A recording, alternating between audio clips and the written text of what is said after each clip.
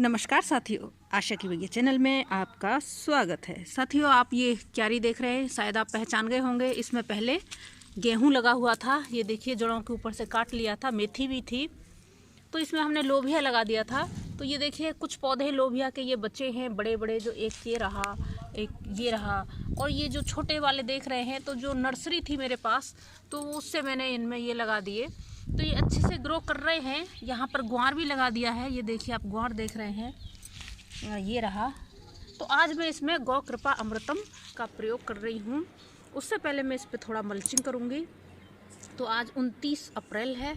देखते हैं हमें क्या परिणाम मिलते हैं। अब बादल हो रहे हैं, बहुत तेज़ी से कड़कड़ाहट कर रहे हैं, पता नहीं कितनी बारिश होगी। खैर, इस बार मौसम काफ़ी गड़बड़ रहा है, तो चलिए देखते हैं। ये साथियों, आप देख रहे हैं, मल्चिंग कर दी गई है यहाँ पर। ये देखिए, कुछ पौधे छुप भी गए हैं। ये देखिए, भिंडी, एक ही पौधा है यहाँ पर भिंडी का। और अब मैं इसमें गौ कृपा अमृतम देने वाली हूँ। आप देखेंगे बारिश हो चुकी है, थोड़ी ही बारिश आई है इस बार। जैसे शिमला मसूरी में उधर थोड़ी सी तेज़ धूप होती है और उतनी देर में पड़ बूंदें गिर जाती हैं।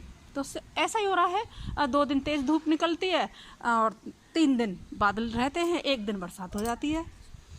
तो मैं गौ कृपा अमृतम इसमें दे रही हूँ। अब साथियों, 20 दिन बाद आप ये देख रहे हैं, आज 18 मई है। तो आप देखेंगे कि कितना इसमें परिवर्तन आ चुका है। देखिए, फ्लावरिंग शुरू हो चुकी है। ये लोबिया है और देखिए इसके ऊपर कितनी यहाँ पर फ्लावरिंग हो रही है। ये देखिए, और इसका घेरा भी देखिए आप कितना बढ़ चुका है। और यहाँ पे ये बहुत छोटा सा था, ये आप ग्वार देख रहे हैं, जो काफ़ी छोटा था। और देखिए, इस पर भी फ्लावरिंग शुरू हो गई है। ये देखिए, और ये भी काफ़ी बड़ा हो गया है 20 दिन में। ये बेलें बहुत छोटी छोटी थी और ये काफ़ी बड़ी हो गई हैं। ये देखिए, ग्वार ये भी बड़ा हो गया है और इस पर तो देखिए फलियाँ ही आ गई। ये देखिए, फ्लावरिंग अच्छी, बहुत शानदार इनमें फ्लावरिंग शुरू हुई है। और जो मैंने नर्सरी से लगाए थे पौधे, वो भी देखिए काफ़ी बड़े बड़े हो गए हैं। ये देखिए, ये यहाँ पर ये तोरई हो रही है, जिसको मैंने धूप से बचाने के लिए इसका ऐसे घेरा बना दिया है। ये बहुत अच्छा घेरा है। और ये घास भी देखिए इसमें काफ़ी आ चुकी है। ये देखिए,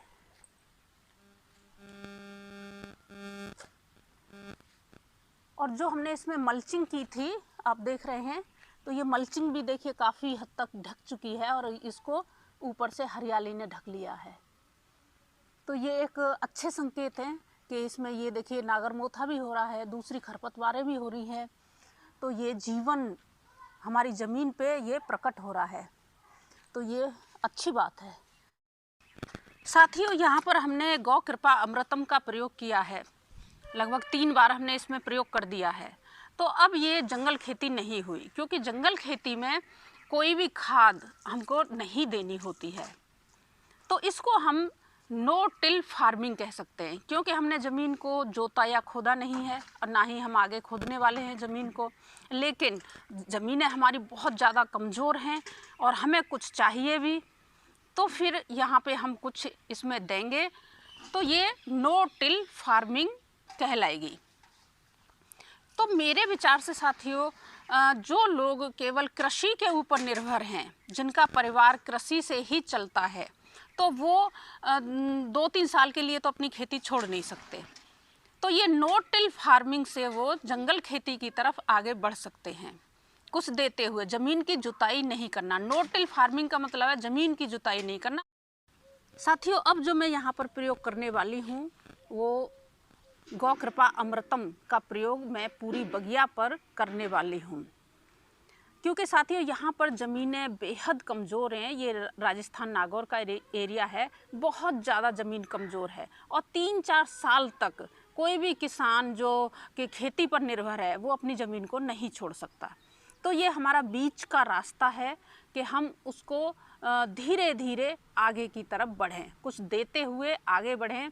ज़मीन को बिल्कुल भी हम खोदेंगे नहीं, जोतेंगे नहीं, निराई गुड़ाई नहीं करेंगे। हम जंगल खेती के सारे नियम फॉलो करेंगे। सिर्फ एक बैक्टीरिया कल्चर हम इसमें देंगे ताकि किसान भी बचे और हमारी ज़मीन भी बची रहे। तो अब आप आगे से जो देखेंगे सारे प्रयोग यहाँ पे गौ कृपा अमृतम के होंगे। किसी प्रकार का यहाँ पर जहर नहीं डाला जाएगा। यहाँ ज़मीन के अंदर किसी तरह का रासायनिक प्रयोग नहीं होगा। खुदाई, जुताई, निराई, गुड़ाई आप देख रहे हैं यहाँ पर किसी प्रकार की नहीं हुई है और आगे भी नहीं होगी। तो इस तरह से साथियों हम आगे बढ़ सकते हैं आसानी से। छोटा किसान भी इस जंगल खेती तक पहुँच सकता है। अब वरना 2-3 साल ज़मीन को अपनी को रख कर तो बहुत मुश्किल काम है। तो इस तरह हम आगे बढ़ेंगे। तो इसी के साथ नमस्कार, धन्यवाद।